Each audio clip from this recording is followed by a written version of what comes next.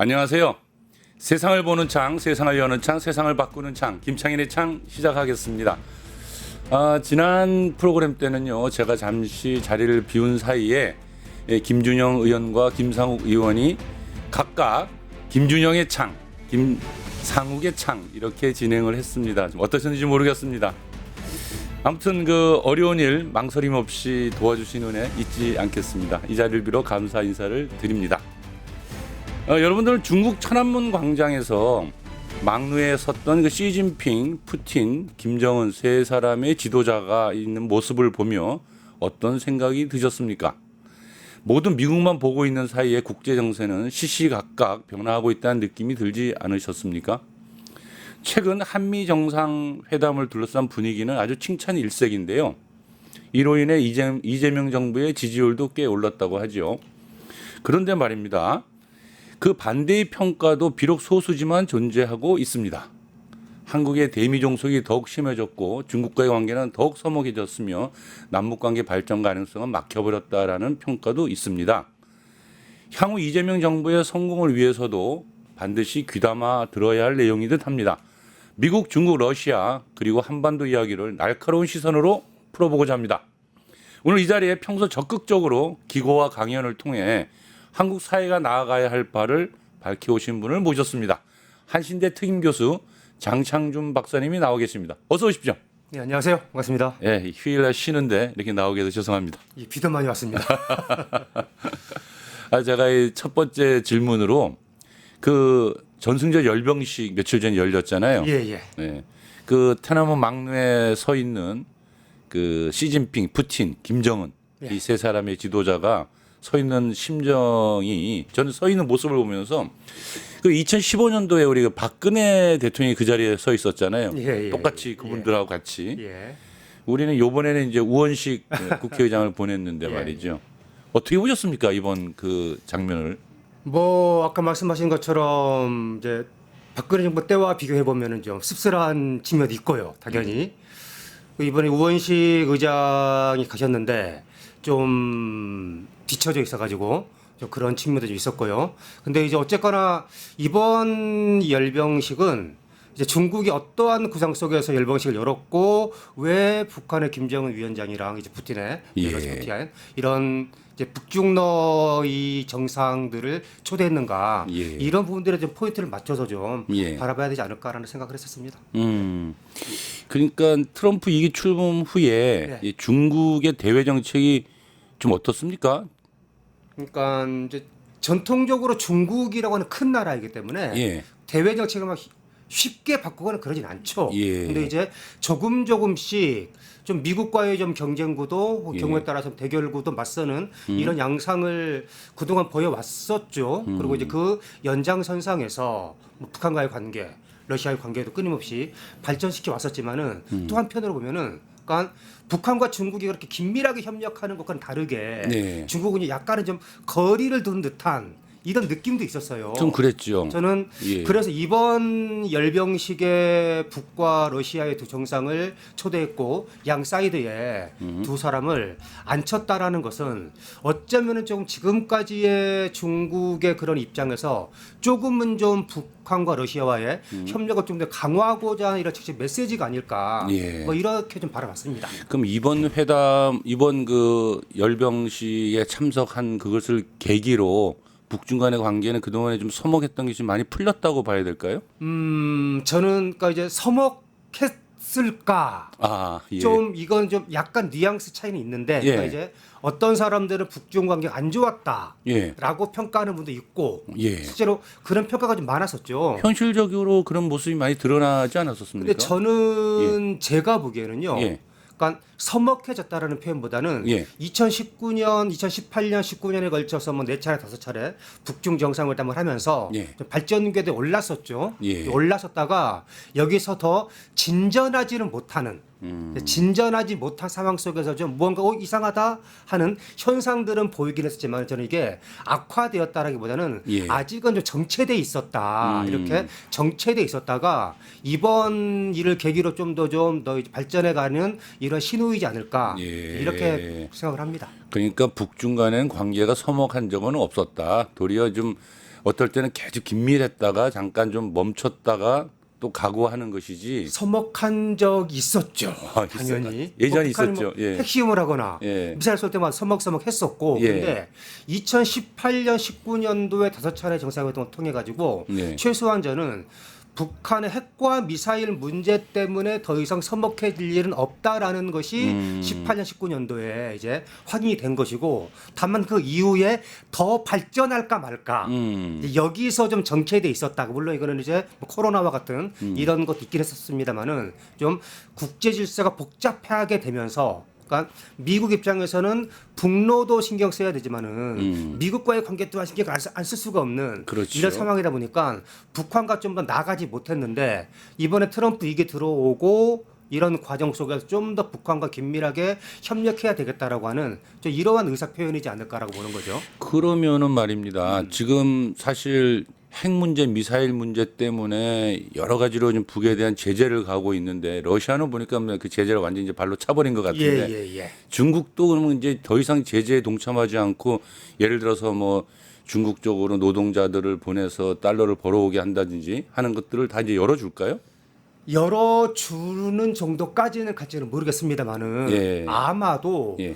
조금씩 그러한 경제 협력들이 그러니까 예. 지금까지는 유엔 제재 때문에 상당히 주저해 왔었던 것이 중국의 스탠스였었다면은 이제는 좀 더 가야 되겠다. 열 것이다. 열어야 되겠다. 좀 돌파해야 되겠다라고 하고 그리고 그러한 의사가 또한 전달이 되었기 때문에 김 위원장이 갔다 또 깨지고 간 게 아닐까 이렇게 봐야 되겠죠. 알겠습니다. 한번 지켜보겠습니다. 아, 예. 열병식 전에 텐진에서 상하이 협력기구 SCO라고 하지 않습니까? 예. 정상회의가 이제 개최됐잖아요. 예. 이때 이제 텐진 선언이 발표됐는데요. 네. 근데 저는 이 여기서 굉장히 좀 눈여겨볼 게 아니 약간 아이러니하던데 중국이 유엔의 역할을 강조해요 보니까. 네, 그렇죠. 그리고 이제 미국은 유엔의 질서를 던져버리고 요즘에 그냥 막 거의 깡패 노릇을 많이 하는데 도리어 중국이 유엔을 지키자 하니 참 아이러니했습니다. 어떻게 좀 평가를 해보신다면? 이번에 텐진 선언에서 저도 많이 주목했던 것이 유엔 질서를 굉장히 많이 강조를 해요. 그러니까요. 물론 이게 이번에 독특한 현상은 아닙니다. 그러니까 중국도 그렇고 러시아도 그렇고요. 그러니까 바이든 정부 때부터 좀 재미난 양상이 벌어지는데 오히려 미국 대통령은 규칙 기반 국제 질서를 얘기를 하고 예. 오히려 중국과 러시아가 유엔 중심 국제 질서를 얘기하는 이런 새로운 상황들이 나왔었고 예. 브릭스에서도 그렇고 상하이 협력기구에서도 그렇고 최근 연도 들어와서 유엔 중심 질서를 굉장히 강조하는 이런 흐름들이 많이 나와서 이거는 단지 중국만의 현상이 아니라 예. 좀 다극 질서를 지향하는 혹은 예. 좀 미국의 패권 질서에 좀 비판적인 이런 사고를 갖는 나라들의 보편적인 경향성 같고요. 특히나 이번에 텐진 선언에서 거의 좀 더 강조가 된 것 같습니다. 예. 그런데 말이죠. 요번에 이 과정에서 좀 보다 보면은 뭘 느꼈냐면 인도를 보면서 참 약간 놀라움도 느꼈는데요. 예. 사실 인도 위치가 참 독특하지 않습니까? 예. 예, 작년 그 브릭스 카잔 회의에서 사실 이제 중국과 인도 이제 국경 분쟁 문제는 이제 완전히 해결된 것 같고요. 이제 이번에 열병식에 인도가 안 보였어요. 예. 그래서 브릭스 회의를 같이 하면서 중국과 힘을 모아가는 듯 하면서도 또 1대1로에는 또 적극적이지 예. 않고 그렇죠. 또 미국하고도 때로는 요즘에 뭐 관세로 엄청나게 막 다투고 있는 듯 하면서도 또 미국의 질서에 대해서는 예. 또 완벽하게 또 선을 긋는 건 아니고 쿼드 같은 또 군사적인 문제도 함께 하고 있고 그렇죠. 그래서 좀 설명이 좀 필요할 것 같아요. 인도에 대해서는. 그러니까 인도 외교가 좀 독특하죠. 네. 그러니까 이제 제2차 세계대전 끝나고 나서부터도 인도네시아랑 더불어서 비동맹 외교를 적극적으로 추진했을 때 전통이 있었고, 최근 인도를 보면은요, 일단은 작년 카잔 회의에서 인도가 포함돼서 브릭스 국가에서의 협력을 강조했었고요. 이 연장선상에서 중국과 인도의 정상회담에서 이 두 나라 국경 분쟁이 상당히 심했었는데 예. 이 문제를 이제 양 정상이 해결하는 것으로 합의를 봤습니다. 그래서 국경 문제 이제는 사라졌다, 끝났다라고 규정할 수는 없겠으나 예. 좀 조금씩 정치적 해결 가닥을 나가고 있는 과정이 아닐까라고 예. 볼 수 있을 것 같고요. 예. 이번에는 SCO 상하이 협력기구에는 상하이 협력기구 정상회의에는 인도가 참석을 했다가 했는데 열병식 때 지금? 돌아간 겁니다. 예.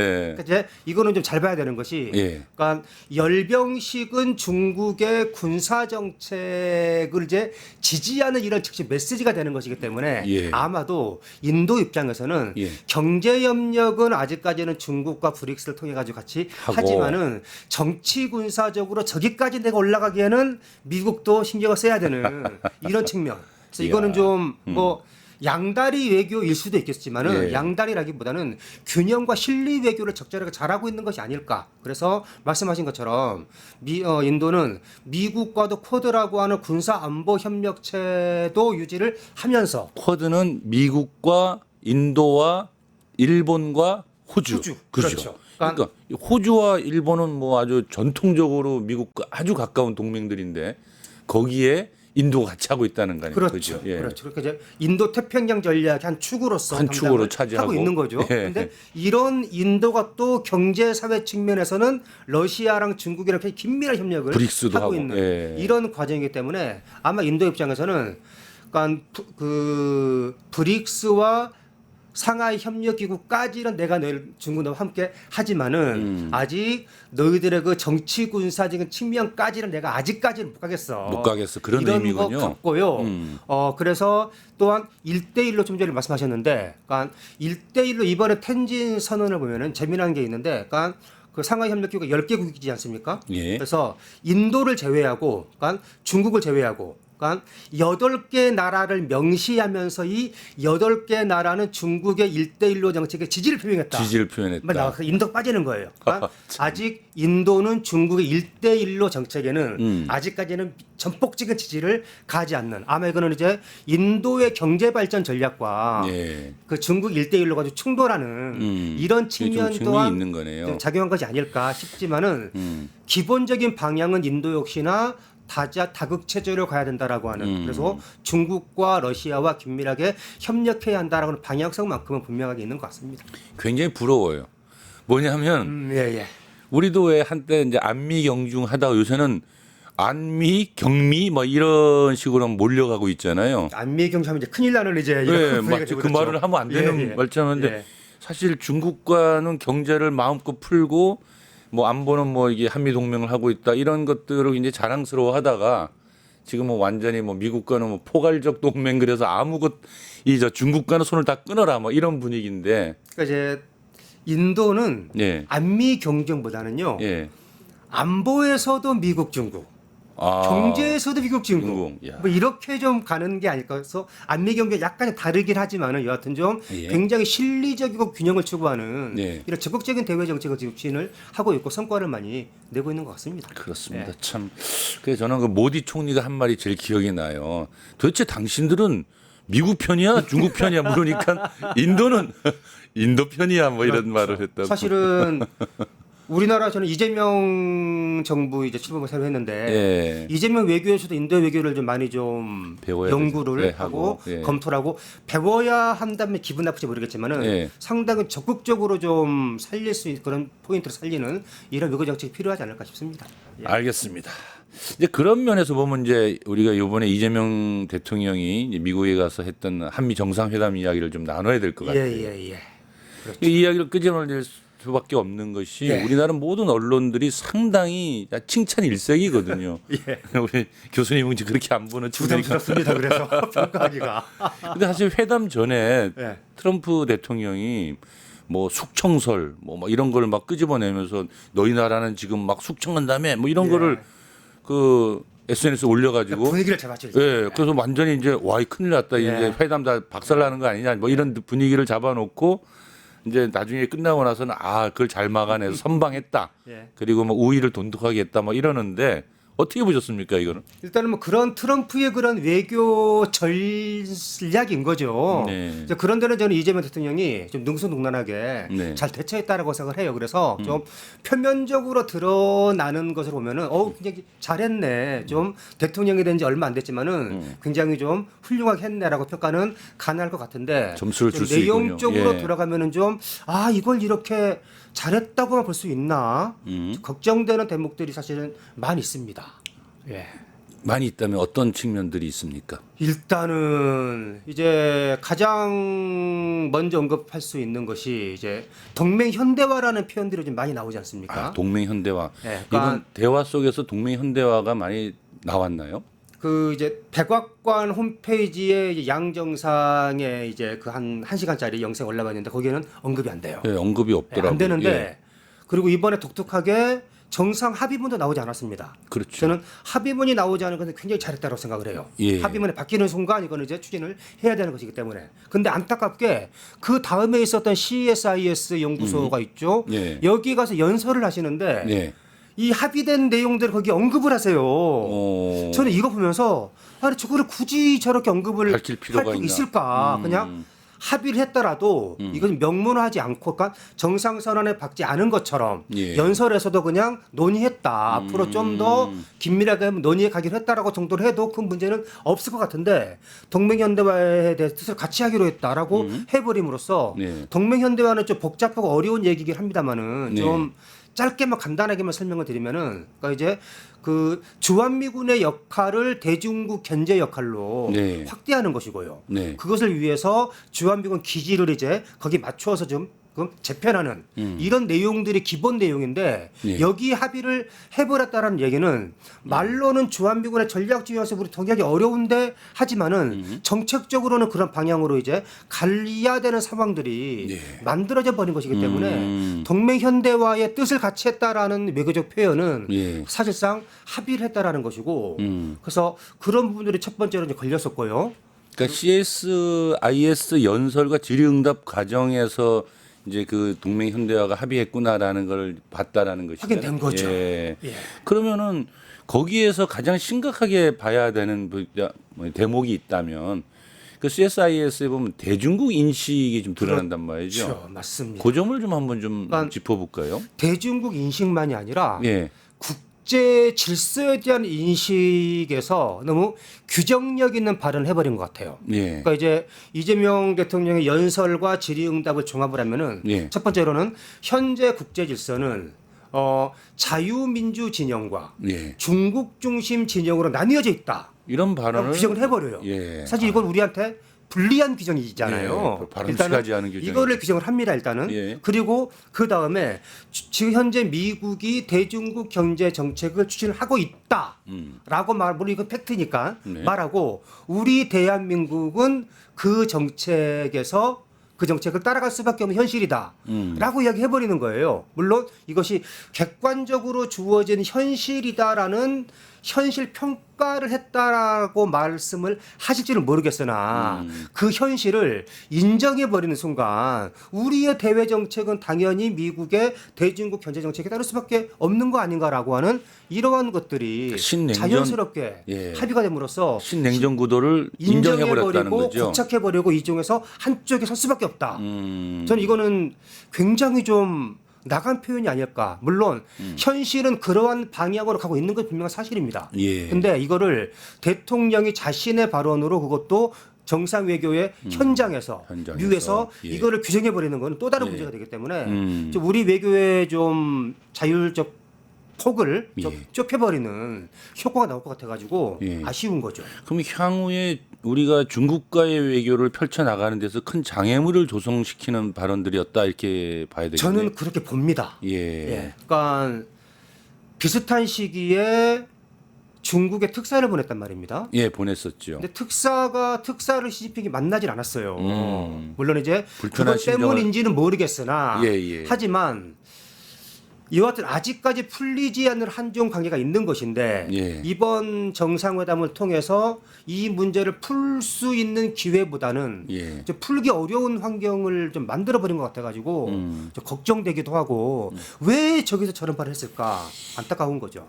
우리나라 대통령들은 미국만 가면 좀 평소보다 좀 더 많이 나가는 듯한 측면이 좀 있는 것 같습니다. 그러니까 이제 미국의 특히나 이재명 대통령 같은 경우에는 예. 좀 더 좀 반미 뭐 이런 이제 평가들이 친중 반미 뭐 이런 있어 예. 왔었기 때문에 그 문제를 풀고 싶은 마음은 충분히 이해가 돼요. 네. 우려를 해소하려는. 예. 네. 근데 이거를 푸는 것과 음. 좀 전에 말씀하신 그 중국과 현재 국제질서를 규정하는 예. 이 발은 또 다른 문제이기 때문에 음. 굳이 저기까지 갔어야 됐을까? 음. 앞으로 우리 외교의 숙제를 훨씬 더 많이 스스로 만들어버리는 이러한 회담이지 않았나 싶습니다. 그래요. 그런데 이 연설에서 좀 잠깐 좀 이제 중국 얘기도 나오지만 제가 볼 때는 북한 관련해서 좀 이 들으면서도 하지 않아야 할 발언이 있다는 생각을 지울 수가 없더라고요. 네. 뭐냐면 이제 가난하고 사나운 이웃 이렇게 표현을 했는데요. 사실 그 확성기 방송을 중단하는 등 대부분 이제 유화책을 많이 구사하던 그분이 맞느냐라는 생각이 갑자기 들더라고요. 예, 예. 왜 이런 말을 했을까요? 후유증이 상당할 텐데. 일단 정확한 표현은 가난하지만 사나운 이웃. 가난하지만. 가난하지만 사납다.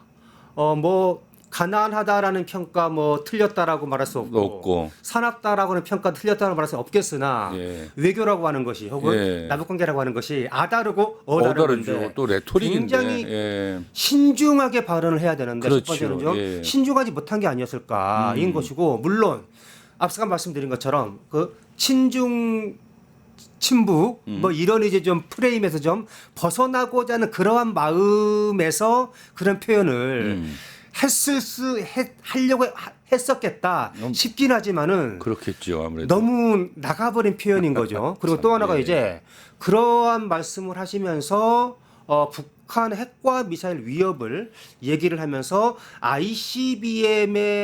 북한의 ICBM이 미국의 안보에 위협이 되지 않는 방법을 찾아야 된다. 뭐 이런 얘기도 굳이 할 필요가 있었을까? 예. 이런 생각이 드는 거죠. 안타까운 거죠. 예. 오늘은 평소보다 많이 말씀을 좀 이제 아끼시는 것 같습니다. 그러니까 남북 관계를 이제 이재명 대통령이 사실은 그동안 좀 긍정적인 조치들은 취해 왔죠. 네. 그죠. 확성기 방송도 중단했었고. 예. 그래서 물론 이제 그런 조치들이 당장 성과를 내기에는 현재의 남북 관계가 좀 어려운 건 사실입니다. 예. 그래서 그 우리 이재명 대통령도 8.15 경축사에서도 인내심을 가지고서 제보 제출하겠다는 얘기를 했는데 예. 그런 표현과 이번 표현은 좀 상당히 좀 상충된다. 언밸런스한 것이고 예. 오히려 남북 관계에서의 대화의 기회의 창을 좀 좁혀버리는 예. 이런 좀 악수가 아니었을까 예. 이런 평가를 할 알겠습니다. 수밖에 없는 거죠.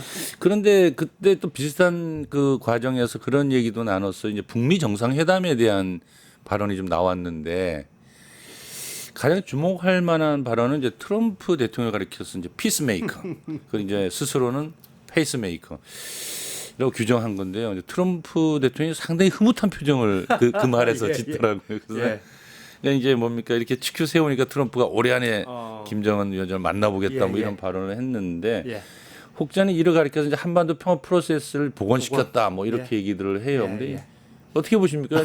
왜냐면 아까 그 얘기를 보면은 도리어 이 남북 관계의 발전 가능성을 스스로 대화 재개 기회를 차단해 버린 듯한 것과 앞뒤가 좀 안 맞는데. 일단은요. 예. 그 양 정상의 대화를 자세히 보면은요. 예. 그러니까 북미 대화 관련해서 피스메이커, 페이스메이커를 언급한 게 아니에요. 예. 남북 관계였었거든요. 남북 관계 그러니까 얘기하다 이재명 말고. 대통령이 예. 내가 나서면은 남북 관계가 좀 안 될 것 같다. 트럼프 당신이 나서야 남북 관계가 풀릴 것 같다. 이러면서 이제 피스메이커, 페이스메이커를 했는데 예. 저는 피스메이커, 페이스메이커는 저는 뭐 할 수 있는 외교적 발언이라고 생각을 합니다. 그래서 트럼프를 좀 기분적 띄워주는 예. 뭐 이 정도 차원에서야 뭐 예. 할 수 있죠. 그래서 우리가 페이스를 맞추면서 우리가 얼마든지 한반도 평화와 남북 관계를 뭐 주도해갈 수 있다고 한다라면은 할 수 있는 표현인데 문제는 뭐냐면은요.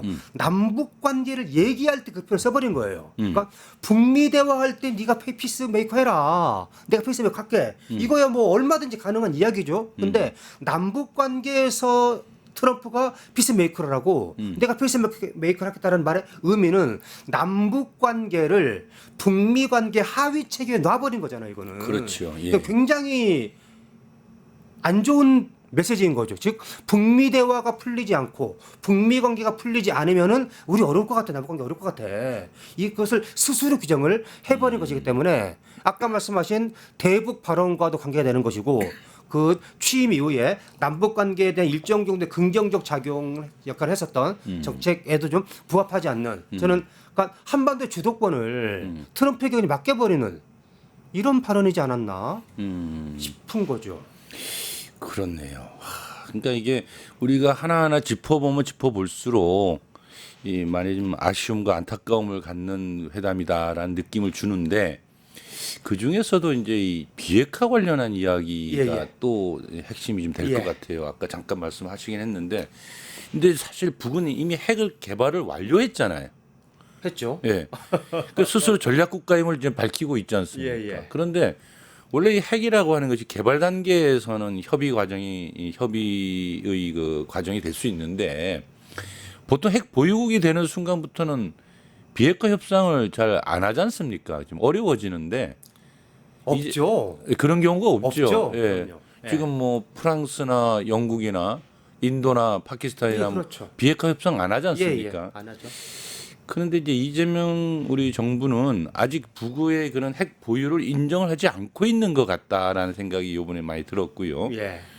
근데 이제 향후 남북 관계 개선의 문제나 또는 한반도 평화의 문제나 또 북미 간의 그 관계 개선의 문제에 있어서도 이 문제는 그 핵 보유를 인정하느냐 안 하느냐에 따라 굉장히 좀 달라질 것 같은데 이 전망을 한번 좀 살펴봐 주시죠. 일단 저는 뭐 이재명 정부만이 아니라 뭐 민주당, 뭐 국민의힘, 그러니까 우리나라의 대부분의 정당과 정치 세력과 전문가들과 언론들과 네. 그러니까 사회 전체가 비핵화에 좀 포로가 돼 있는 것 같은 느낌을 받아요. 그렇죠. 그러니까 저는 네. 그러니까 한반도 비핵화를 실현할 수 있는 세 번의 기회가 있었다고 생각을 해요, 저는요. 예. 그러니까 90년대에 북한이 핵 시설을 갖고 있을 때 이때 이제 소위 말하는 제네바 제네바 합의할 때, 합의 예. 이때 기회의 창이 한번 날아갔고 예. 2000년대 9.19 이제 막 북한이 핵무기 핵실험에 막 성공을 해가지고 예. 그러니까 이제 초입인 거죠. 예. 이때 2005년도 그렇죠. 예, 예. 이때 9.19 합의가 있었는데 역시나 안 됐고 갖고, 그리고 네. 문재인 정부 때가 이제 북한이 핵무기를 보유하고 ICBM까지 보유한 저는 마지막 기회였다고 생각을 해요. 이때 비핵화가 합의가 됐고 그래서 남북 관계와 북미 관계 그 합의에 대한 내용대로 잘 갔으면은 비핵화에 성공할 수가 있는 마지막 기회였는데 이것이 날아가 버린 거죠. 사실은 한미가 저는 날렸다고 생각을 합니다. 그 후로 북한은 이제 완전하게 핵보유국 정도가 아니라 핵탄두와 핵투발 수단, 미사일 등등의 예. 핵투발 수단을 제가 보기에는요 네. 대량 생산 체계로 지금 접어들었습니다. 양산 체계다. 예, 계열 생산을 지금 하고 있는 것이기 때문에 예. 그래서 현실은 이제는 비핵화는 어렵다라고 인정을 할 수밖에 없는 이러한 상황에 왔는데 이 현실을 현재 우리 한국 정치인들과 미국의 이제 정치인들은 인정하기 싫은 것 같고 여기서 트럼프 대통령의 발언과 네. 미국 정부, 미 국무부의 발언은 좀 다른 것 같아요. 예. 그러니까 미 국무부 등의 미국 정부의 공식적인 입장은 한반도 비핵화, 북한 비핵화입니다. 근데 트럼프 자신의 발언은요, 네. 북한을 핵보유국이라고 해요. 그러니까 이 맞습니다. 얘기는 뭐냐면은 대통령 트럼프가 구상하고 있는 방향이랑 네. 미국 정부의 방향이 아직은 지금 일치가- 정리가 안 돼 있는 것 같아요. 그리고 맞습니다. 예. 이번에 한미 정상회담에서도 이제 비핵화 얘기할 때요, 이재명 대통령의 비핵화는 한반도 비핵화였거든요. 예. 근데 트럼프 대통령의 비핵화는요, 네. 세계 비핵화였어요. 아, 그래요? 예. 중국과 러시아 예. 그러니까 이 얘기를 하면서 네. 그래서 최소한 트럼프가 얘기한 그 당시의 비핵화는요, 네. 세계 비핵화였기 때문에 한반도 비핵화에 대해서 어느 정도 의견 일치가 이루어졌다라고 평가를 하는 것은 우리가 이재명 정부 중심적인 평가인 것 같아요. 그래서 이후 비핵화와 관련된 트럼프와 트럼프 정부의 입장 어떻게 조율되는가 이걸 좀 더 좀 바라봐야 되지 않을까 싶습니다. 네. 예, 알겠습니다. 이게 지금 한마디로 우리 지금 북이 갖고 있는 핵에 대한 문제는 향후에 구체적으로 협상이 시작되면은 또 다시 좀 더 불거질 거라 보여지는데 북은 대 완강한 태도는 가지고 있더라고요. 보니까 협상 대상이 아니다라고 이제 딱 못을 박던데요. 더 이상 이제 핵은. 그 표현이 바뀌었죠. 일단은요. 핵보유국이라는 것을 헌법에 명기를 했습니다. 일단은 헌법에. 했고요. 예. 그 다음에 올 초에 이제 올해 김여정 부부장이 예. 이제 여러 이야기들 많이 했는데 그 중에 제 귀에 들어왔던 것 중에 하나가 뭐냐면은 그러니까 예전에는 군사훈련 예. 이러한 것들은 적대 정책의 표현이다라고 표현을 했거든요. 근데 이번은 무슨 말하냐면은 우리의 비핵화를 요구하는 것은 대조선 적대 정책의 표현이다라고 말합니다.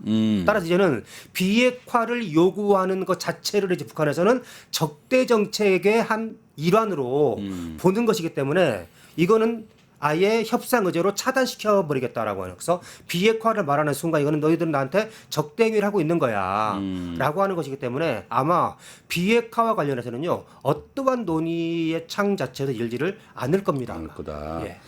그렇다면은 우리나라의 국민들의 이제 정서라는 게 있지 않습니까? 그렇죠. 그렇죠. 그러니까 이제 남북이 평화롭다면야 뭐 북이 핵을 갖고 안 갖고가 그렇게 중요하지 않겠지만 네.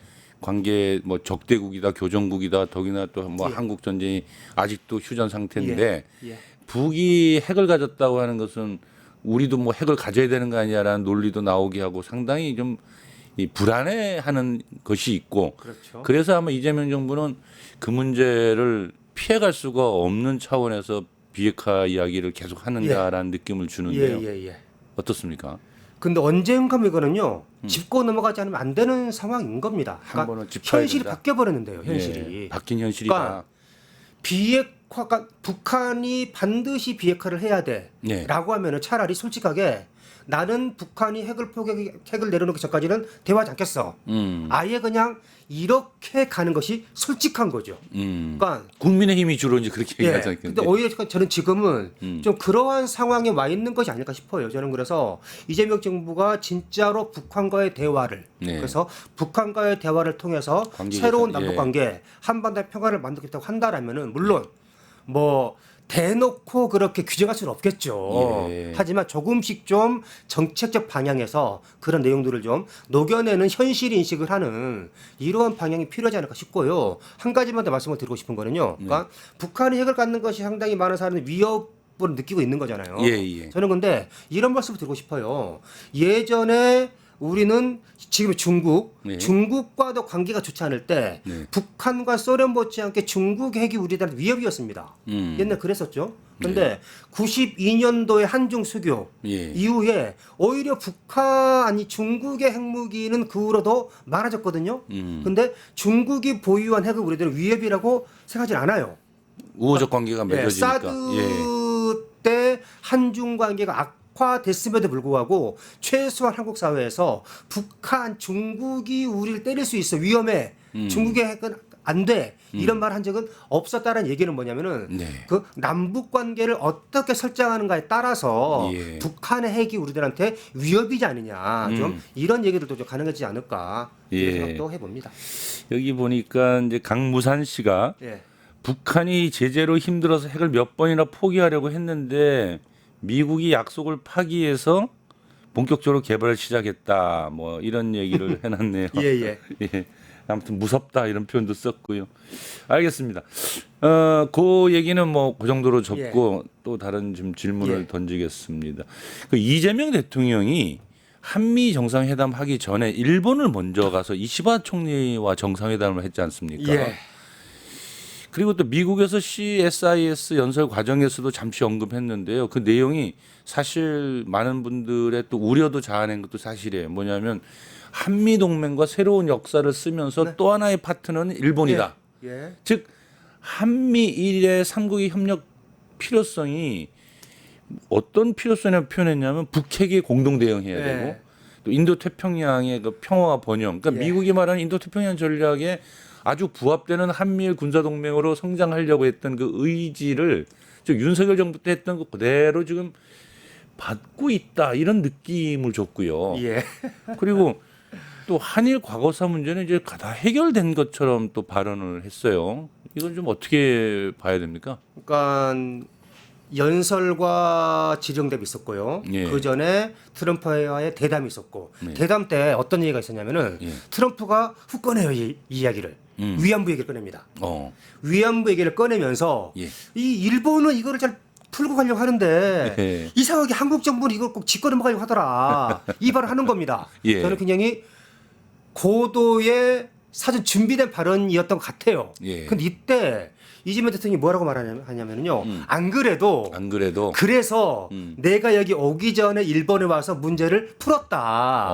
이 얘기를 하는 거예요. 예. 그래서 과거사 문제가 한미 관계 발전에 저해가 되지 않도록 사전에 정리를 하고 왔다. 뭐 이렇게 말하는 겁니다. 예. 근데 그러면 이제 과연 한일 정상회담에서 예. 어떻게 논의가 되냐를 이제 좀 봐야 되는데 한일 정상선언이 이번에 나왔죠. 예. 나오는데 이런 얘기가 나와요. 이시바 총리의 과거사에 대한 언급이 나옵니다.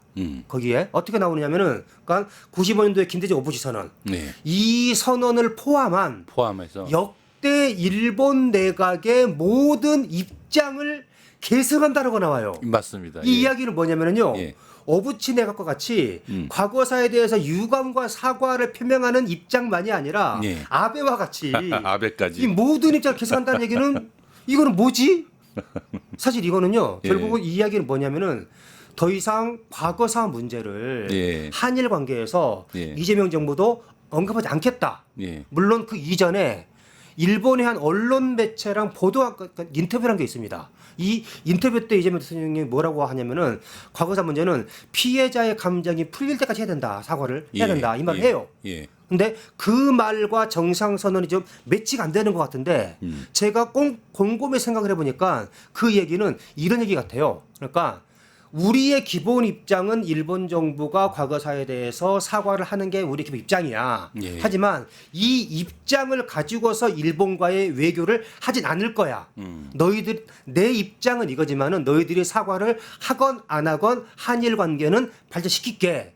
이 얘기는요. 결과적으로 저는 윤석열 정부의 대일 외교와 물론 윤석열 정부는 과거사 사과 자체도 필요 없어라는 입장이었었지만은 예. 입장의 차이는 있겠지만은 대일 정책에서는 큰 차이가 없는. 그러니까 과거사에 대해서 명백한 일본 정부의 조치가 없더라도 미래지향적인 한일 관계 가능해. 저는 이 메시지를 던지고 미국에 갔기 때문에 정확하게 이 얘기는요. 트럼프가 듣고 싶어하는 얘기였던 거죠. 아까 말한 것처럼 너희들 항상 위안부 문제 가지고 시비를 거니 이제 시비 안 걸 거야. 그러니까 과거사의 사과 필요성은 인정을 하였으나 그렇죠. 이를 전제로 대일 정책을 그렇죠. 추진하지는 않겠다. 그렇죠. 네. 그러면 사과하는 건 너희의 의지다. 앞으로 꼭 해라. 그렇죠. 나는 사과는 해야 된다고 생각해. 해. 하지만 그것 때문에 네가 안 하더라도 관계를 상하게 하지는 않고 그렇죠. 그냥 가겠다. 이것이고 더 나가서 아까 말씀하셨잖아요. 한미 동맹을 얘기를 하면서 또 다른 축으로 일본과의 한일 관계를 했다 하고 그 발은 이어서 나오는 것이 한미일 협력이란 말입니다. 예. 그래서 한미일 3국의 협력으로 북한의 위협부터 대체하고 글로벌 위협부터 대체하겠다. 이 얘기는요. 물론 이것을 이재명 정부 대통령이나 정부 관계자들이 들으면은 기분 나빠할지는 모르겠습니다만은 윤석열이 2022년 5월 10일 날 취임하고 나서 11일 만인 5월 21일 날 2022년 5월 21일 날 바이든과 정상회담을 해요. 이때 합의한 것이 한미동맹을 글로벌 포괄적 전략동맹으로 격상시킬 합의를 봤는데 저는 이 흐름에서 벗어나지 못했다. 알겠습니다. 네. 그러니까 이재명 정부의 한미 정상회담과 한미일 협력에 대한 평가가 이제 상당히 날카롭고 굉장히 이제 박한 점수를 좀 주고 계신데요. 근데 이제 전용기 안에서 기자들과 한 그 기자회견 중에 주한미군의 전략적 유연성 문제에 대해서는 뭐 단호하게 이거는 할 수 없다. 동의할 수 없다. 예, 이런 했죠. 이런 거 상당히 긍정적으로 평가해야 되지 않겠습니까? 긍정적으로 평가를 해야죠, 당연히. 예. 자, 근데 그러니까 전략적 유연성 문제는 아시겠지만은요. 노무현 정부 때부터 예. 문제가 돼 왔었고 사실은 그때도 뭘 어떻게 해석할 것인가에 대한 한미 간의 뭐 약간의 뭐 이건 있었지만은 예. 기본적으로 합의가 돼 있었죠. 그래서 대한민국의 안보와 이익을 침해하는 방향으로 전략적 유연성 추진하지 않는다. 예. 뭐 이런 내용들이 이미 그때부터 합의가 되어 온 것이기 때문에 그 연장선상에 있는 이런 입장이었었죠. 그래서 저는 그 부분은 저는 좋았다라고 생각을 하고요. 그래서 아마 이번 정상회담에 의제 자체로 올리는 것을 반대했던 것 같아요. 예. 저는 그건 되게 잘했다라고 막아낸 거죠. 그렇죠. 합니다. 예. 근데 문제는 뭐냐면은요.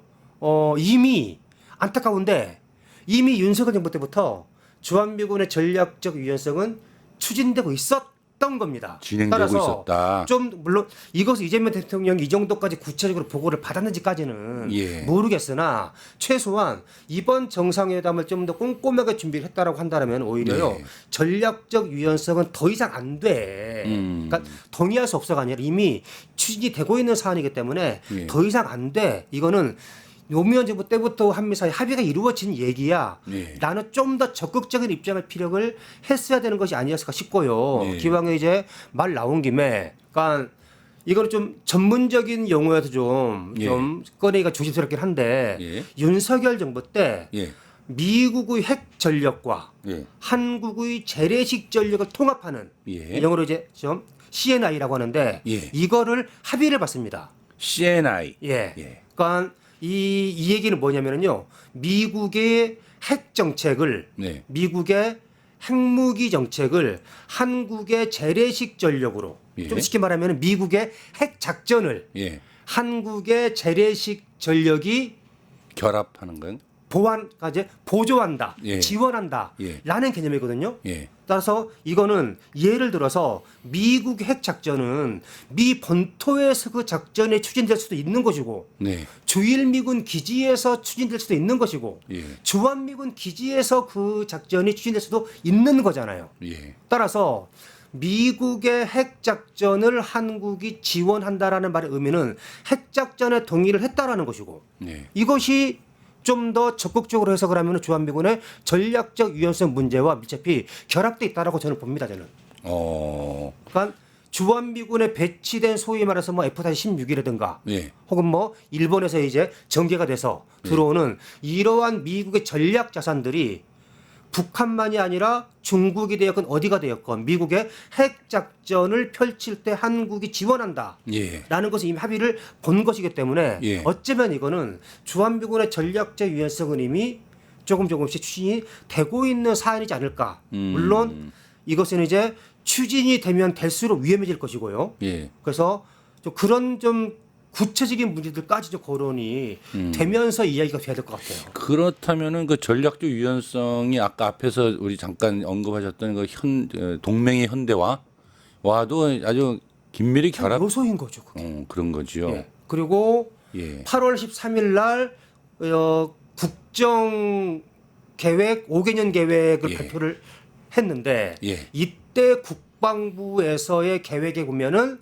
이 CNI, 예. 그러니까 핵전력과 재래식 전력을 통합하는 이거를 작전 계획 수준으로 격상시키고 이것을 위한 연합 군사 연습 및 훈련을 한다라는 계획안까지 이미 국방부에서는 마련하고 있는 겁니다. 있다. 따라서 예. 대통령이 이거를 좀 중단시키는 것이 군 통수권자 역할이지 않을까. 인데. 그냥 동의하기 어렵다라는 정도가 아니라 네. 이미 추진되고 있는 사안이기 때문에 좀 중단시키는 적극적인 조치가 필요하지 않을까라고 생각을 하는 측면에서 예. 기내에서의 그런 전략적 유연성에 대한 발언은 굉장히 훌륭한 발언이었으나 예. 거기서 그쳐서는 안 되고 좀 더 나가야 된다. 저는 이런 조언을 좀 드리고 싶어요.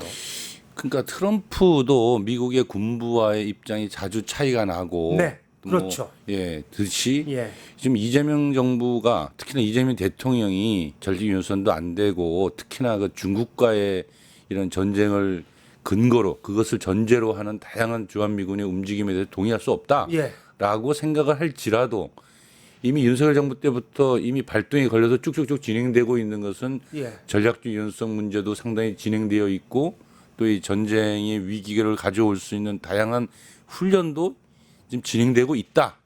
저는 그래서 이 문제는요, 저는요. 예. 대통령께서 국방부와 외교부로부터의 공식적인 보고와 브리핑만이 아니라 이 문제를 좀 천착하고 있는 많은 전문가들이 있거든요. 이런 사람들에 대한 정확하게 평가 의견들을 좀 듣는 과정이 저는 꼭 필요하다고 생각을 합니다. 왜냐하면 외교부와 국방부에서는요, 이거 해야 됩니다. 외교의 연장선상에서 예. 이렇게 보고를 할 것이기 때문에 이재명 대통령 입장에서는 뭐 그런가 보다 할 수도 있는 문제인데 이거는 굉장히 중요한 문제이기 때문에 좀 짚고 넘어가야 된다라고 저는 생각을 합니다. 그 문제는 반드시. 아, 그렇군요. 이 현재 동맹 현대화가 그 이제 그렇다면 이걸 좀 짚고 또 가야 되는데 그 미국의 새로운 외교안보 국방 정책에 동맹국을 이제 편입시키겠다라는 거지 않습니까? 예, 예. 그런 거잖아요. 근데 이 개념이 현재 우리가 현대화한 보통 되게 좋은 의미로 많이 그렇죠. 좀 생각을 하는데 맞습니다. 예. 이 상당히 좀 위험하기 짝이 없는 내용인데 좀 풀어서 설명할 필요가 좀 있을 것 같아요. 특히나 그 다 영역전해라고 해가지고 넓은 의미로 많이 쓰이지 않습니까? 예, 예. 그러니까 이게 여기서부터 좀 워낙에 좀 좀 어려운 전문적 용어가 나오는 것이라서 예. 좀 어렵긴 한데 예, 간단하게 간단하게. 표현하면은요. 예. 우리 그 옛날에는 공중과 해상에서의 전쟁이 주된 개념이었어요. 예. 공해전이었습니다. 공해전, 이것이 이제 공중정거 해상 그렇죠. 뭐, 예, 2017년, 18년, 19년을 거치면서 예. 미국의 이 공해전 개념이 다 영역전, 그러니까 공중도 하나의 영역이고 네. 해상도 하나의 영역이고 그래서 육해공해, 사이버, 우주, 심리전 네. 이런 이제 모든 전장 영역을 다 건드리는 이런 다영역전 개념으로 바뀌는 거예요. 이것이 중국 이- 견제를 공식화하면서 그렇죠. 이렇게 되고 이 다영역전 개념으로 바뀌면서 또 하나 미국이 추진했던 것이 2021년부터 네. 태평양 억지 구상이라고 하는 것을 이제 추진을 하게 됩니다. 미 국방부에서 태평양 억지 구상을 한마디로 말해서 중국과 북한의 위협 억지 구상이라고 볼 수가 있는 것이고 이 억지 구상에 을 위해서 국방 예산을 어떻게 투입해야 된다라고 해서 이제 의회에서도까지 이제 검토가 되고 승인을 받아서 현재 추진이 되고 있는 건데 그 억지 구상에 보면은요 네. 일단은 미군의 기지와 미군의 이런 무기들을 현대화한다. 현대화한다. 이런 내용이 예. 나와 있고요. 예. 두 번째는 이 현대화된 무기를 제대로 운영하기 위해서 군사 연습 및 훈련들을 앞으로 계속해서 실시한다. 한다. 이런 게 있고요. 예. 또 하나는 동맹국들과 함께한다. 함께한다. 뭐 이런 내용들이 있는 거예요. 따라서 거기에 우리가 이제 딱 결합되는 그렇죠. 거군요. 동맹국들과 함께한다는 이 대목이 동맹 현대화로 이제 지금 나타난다. 표출이 되고 있는 것인데 예. 그 다음에 그 태평양 억지 구상이 나온 다음에 태평양 공군에서 뭘 발표하냐면은 전략 2030이라고 하는 또 다른 보고서를 작성을 합니다. 예. 이 전략 2030 보고서는 뭐냐면요. 예. 태평양 지역에 있는 공군들은 언제 어느 때든지 다양한 지역과 다양한 곳으로 빠르게 이동하고 빠르게 작전을 할 수 있는 능력을 배양해야 된다. 이런 말이 나오는 거예요. 이게 소면 이것이 이제 전략적 유연성이 있는 유연성이에요. 거죠. 따라서 다영역전 개념과 그리고 태평양 억지 구상 그리고 태평양 공군의 전략 2030 등등을 종합을 하면은 2020년을 전후해서 미국의 국방 정책이 대중국 견제와 봉쇄로 완벽하게 자리매김을 한 것이고 그리고 윤석열 정부 들어와서 조금씩 동맹 현대화의 내용들이 이제 한미동맹 차원에서 추진이 돼 왔던 것이고 트럼프는 이거를 본격적으로 추진을 하고 있는 이런 사안으로 바라봐야 될 것 같고요. 결국 동맹 현대화는 그래서요. 대중국 전진 기지와 전략이라고 저는 생각을 합니다. 그렇네요. 그래서 전쟁 현대화다 이거는. 그러니까 동맹 현대화라는 말 자체는 트럼프가 먼저 썼지만 사실상 바이든 정부 때부터 추진이 쭉 된 거죠. 추진되었고 예. 이미 상당히 많이 왔네요. 그러니까 윤석열 정부가 좀 무분별하게 그걸 수용해 버렸고 예, 그렇죠. 수용을 했고 지금 이제 보면은 다 영역적인 지상, 사이버, 뭐 우주 모든 영역에서 중국의 우위를 점하겠다 이런 거니까 실제로 동맹을 현대화한다고 하면 우리가 이제 쭉 딸려 들어간다는 소리는 미국의 그 전쟁 전략에 이제 완전하게 편입된다 이런 의미겠죠. 편입되는 것이고요. 예. 앞서 말한 핵과 재래식의 통합이라는 것도 CNI. 비슷한 예. CNI 이것도 비슷한 건데 예. 한마디로 말해서 미국의 대중국 군사 작전에 동원되는 거죠. 참. 그래서 예. 우리가 이재명 대통령 기내에서 전략주의연설 동의할 수 없다. 라고 해도 말은 하지만은 예. 이미 이제 그런 내용들이 진도가 엄청 되고 나갔고. 있는 겁니다 지금. 그래서 이미. 막아야 되는 거예요 이거는. 동의할 수 없다가 아니라 예. 그거는 중단시켜야 되는 거죠. 그럼 전쟁 통수권자로서. 많이 나가 있는데 예. 그렇다면 이제 미국하고 상당히 낯불키는 일이 이제 벌어져야 된다는 소리잖아요. 이제는 감내해야 되지 않을까 싶은 거죠. 한마디로 미국과의 관계에서 특히나 전쟁연성은 말로 우리는 그거 동의 못합니다 해서 해결되는 문제가 아니고 예. 이미 진척된 것들을 중단시켜야 되는 그렇죠. 거니까 상당한 마찰을 각오하고 예. 해야 되겠군요. 그래서 이제 그한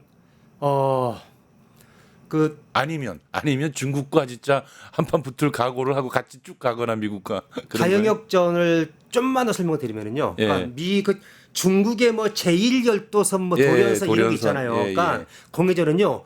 그쪽 지역에서 중국이 더 이상 나오는 것을 막는 전략인 거예요. 그렇죠. 근데 다영역전은요. 막는 것이 아니라 이제 들어가는 전략인 겁니다. 그래서 모든 육해공, 사이버, 뭐 우주까지 다 동원을 해서 막는 것이 아니라 중국으로 이것을 뚫고 들어가는 이런 계획이기 때문에 이거는요. 그러니까 이 공해전 개념은 중국을 억제하는 구상이라고 한다면은 이 다영역전은요. 중국과 전쟁 계획이라고 보는 거 정확한 표현인 알겠습니다. 것이고요. 아, 그래서 위험하다. 굉장히 위험하네요. 그렇습니다, 정말로요. 정말로 어떻게 하다가 여기까지 왔을까라는 좀 그런 생각도 듭니다. 기왕에 말 나온 김에요. 예. 저한테 그러니까 제가 요즘 이제 올해 들어와서 좀 주의 깊게 본 현상 중에 하나가 네. 6월달에 이란과 미국이 이제 하루 이틀 싸웠잖아요. 예. 이란 핵시설을 미국이 공격했죠. 공격했죠. 제한적으로. 예. 누구는 이거를 짜고 치는 전쟁이라고 말하는데 이거는요 짜고 치는 것이 아니라 제한전입니다. 그러니까 전면전으로 가는 것이 좀 부담스럽기 때문에 제한전을 한 거거든요. 네. 이란도 미국을 본토를 때리지 않고 인근의 카타르와 이라크에 있는 미군 기지를 때리는 제한적인 보복 공격을 가한 거죠. 네. 그러니까 이거는 하나의 제한전의 형태인 겁니다. 그러니까 미국과 중국이라고 해서 제한전이 벌어지지 말라는 법이 없는 겁니다. 네. 그러니까 둘 다 전면전을 부담스럽기 때문에. 그렇죠. 그래서 미중 사이에 제한전이 벌어지면은요, 이란이 인근의 미군 기지를 때리는 것처럼 예. 중국이 미 본토를 때리는 것은 전면전으로 가는 부담스러우니까. 부담스럽기 때문에 예. 인근의 미군 기지, 네. 뭐 주한 미군 기지나 예. 주일 미군 기지를 때릴 때릴 수 있는 것이 현실화될 수 있다는 것을 보여주는 사건이 저는 6월달에 미국과 이란 간에 제한전이 아니었을까. 그러니까 아주 현재 위험한 상황으로 가고 있다. 알겠습니다. 입니다. 아유, 오늘 뭐 예, 어느덧 시간이 다 됐는데요. 아 벌써요? 알겠죠. 어이구.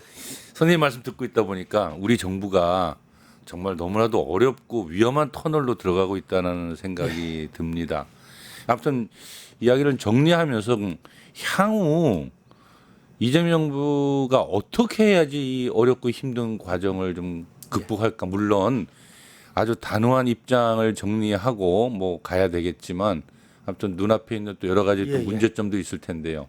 예. 그러니까 저는 상당히 한미동맹에 좀 비판적인 사람이긴 합니다만은 예. 당연히 이재명 정부의 정책이 그런 방향으로 나갈 수는 없을 겁니다. 당연하게. 근데요. 저는 이거는 봐야 될 것 같아요. 앞서 말씀드린 것처럼 동맹 현대화가 대중국 사실은 전제 현대화라는 것은 분명히 인식을 해야 된다. 예. 최소한 이것만큼은 막아야 된다. 왜냐? 한미 상호 방위 조약에 따르더라도요. 대만은 한국의 영토도 아니고 미국의 영토도 아닙니다. 예. 한미 상호 방위 조약은요. 양국의 영토에 대한 무력 공격을 가정을 한 조약이기 때문에 예. 대만 관련된 이 문제는요. 한미 상호 방위 조약에 해당이 안 되기 때문에 명백하게 한미 상호 방위 조약의 내용과 정신에 입각하더라도 우리가 반대 입장을 표명할 수가 있는 사안입니다. 일단 이게 첫 번째로 말씀을 드리고 싶은 것이고요. 두 번째로는요. 이번에 한미 정상회담에서 합의를 받기 때문에 아마 9월 달에 그 한미 통합 국방 협의체라는 것이 있습니다. 여기서 아마 이제 구체적인 논의들이 이루어질 겁니다. 그리고 해마다 10월 혹은 11월 달에 1년마다 열리는 한미 연례안보협의회라는 곳이 있죠. 예. 여기서 아마 구체화된 내용들이 합의가 이루어질 겁니다. 저는 이거를 차단해야 된다. 그러니까 10월 혹은 11월에 있을 한미 안보 연례회에서 합의가 되는 순간에 그는 이제 국방 정책으로 이제는 추진이 되는 겁니다. 나중에 가면 훨씬 더 어려워지기 때문에 이번에 한 2달 정도가 지금 남아 있는데 최소한 이재명 대통령이 직접 챙기면서 이 국방부와 한미 국방부 사이에서의 이 논의들을 직접 챙기면서 더 이상 이것들이 더 최소한 진전은 되지 않도록 막는 것이 대단히 중요한 과제이지 않을까라고 생각을 합니다. 그러죠. 그리고 이 적극적인 대중국 정책도 말입니다. 좀 에이펙의 이런 분위기 속에서는 시진핑이 오지 않겠네요. 그러니까 저는 뭐 온다 안 온다라고 뭐 딱 부러지게 말씀 못 드리겠지만은 네. 올 수 있는 기회가 더 좁혀진 것은 사실이죠. 그러니까 물론 뭐 올 수도 있겠습니다만, 그러니까 중국이 그렇다고 해서 막 대놓고 막 하는 것은 아니기 때문에 네. 아예 모든 절대 안 올 것이다라고 단정을 지을 수는 없겠지만은 올 수 있는 기회가 점점 더 좁혀지는 것이 아닌가 싶은 거죠. 게다가 9월, 10월에 다양한 한미 사이의 협의들이 이루어질 것이고요. 네. 9월 달에 지금 이미 한미일 다영역 군사 연습인 프리덤 엣지가 이제 현재 일정이 나왔죠. 예. 그리고 아마 10월, 11월 달에 비질런트 디펜스라고 해서 한미 사이의 공중 예. 군사 연습 또한 전개가 될 겁니다. 예. 뭐 이런 것들이 이제 대중국 관련된 훈련으로 지금 진행되는 것이기 때문에 이런 상황들을 지켜보면서 중국은 판단하지 않을까 싶습니다. 알겠습니다. 오늘 이렇게 정해진 시간이 다 돼가지고 아주 열띠게 말씀해 주셔서 감사합니다. 제가 너무 과하게 말씀드린 거 아닌지 모르겠습니다. 아닙니다. 뭐 하실 말씀 다 하셨는데 아무튼 시청자 여러분 어떻게 보셨습니까? 대한민국은 미국과 군사 동맹을 맺고 때려야 뗄 수 없는 관계를 형성하고 있습니다. 또 우리는 중국과 경제적 이익을 공유하고 있고 문화적으로도 상당히 관계를 이루고 있는 또 주변 국가이기도 합니다. 지금 미국과 중국은 패권 경쟁을 치열하게 펼치고 있고 또 언제 전쟁으로 비화될지도 모르는 그런 위험한 상황도 지속되고 있습니다. 그러니까 동맹 일변도의 외교에서 벗어나 다극화 추세에 맞춰가는 것이야말로 국익 중심 실용 외교와도 부합될 텐데요. 트럼프와 만남에서 파국을 막았다는 것만으로 성과라고 볼 수는 없지 않겠는가라는 생각이 많이 드는 시간이었습니다. 아무튼 국민 주권 정부다운 슬기롭고 당당한 외교와 국방 정책이 필요한 시기라고 보여집니다. 우리 모두 손잡고 헤쳐나가야 할 과제이기도 합니다. 함께해 주신 여러분 감사합니다. 오늘 거침없이 소신을 밝혀주신 장창기 교수님 고맙습니다. 네, 감사합니다. 세상을 보는 창, 세상을 여는 창, 세상을 바꾸는 창, 김창현의 창이었습니다. 파타타타 증권통합